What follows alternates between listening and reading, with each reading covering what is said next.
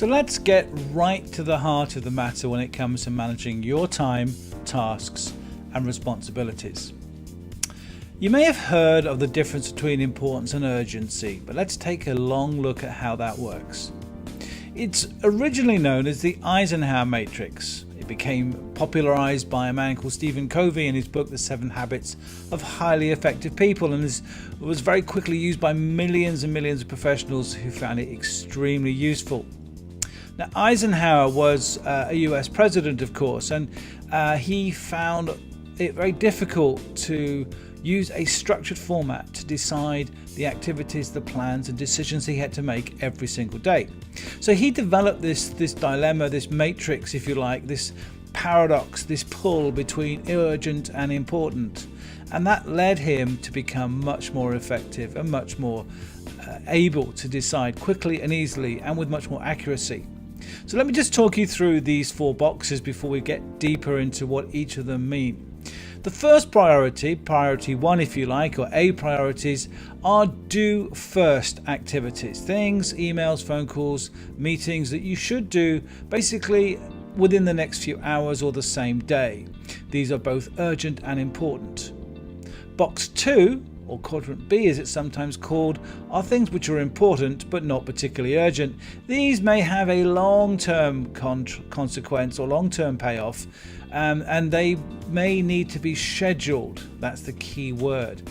Make an appointment with yourself as to when and how you're going to do them.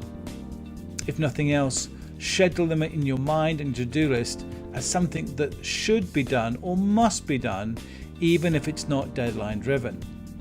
C activities, now these are the dangerous ones because they may seem to be important because they can be high urgency, or rather the requester of the task may make them seem urgent, but they are typically low importance, or at least lower importance to you.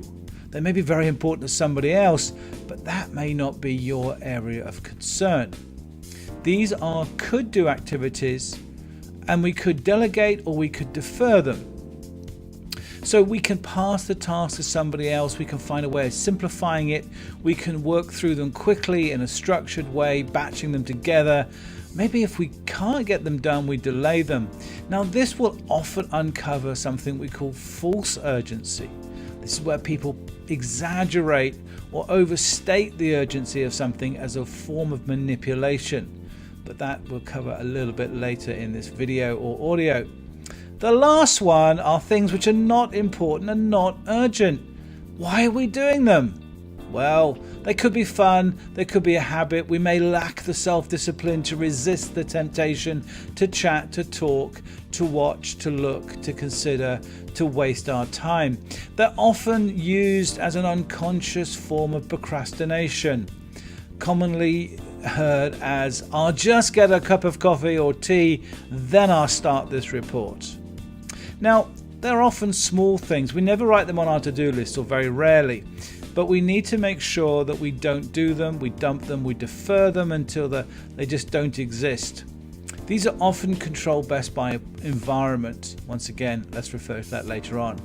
So these do's and don'ts of prioritization: do first, schedule, could do activities and don't do activities, constitute the 4 major thought processes, the 4 major decisions that you need to bring to bear when you assess your to-do list, your inbox, the agenda items on a meeting, what you're going to do this particular day.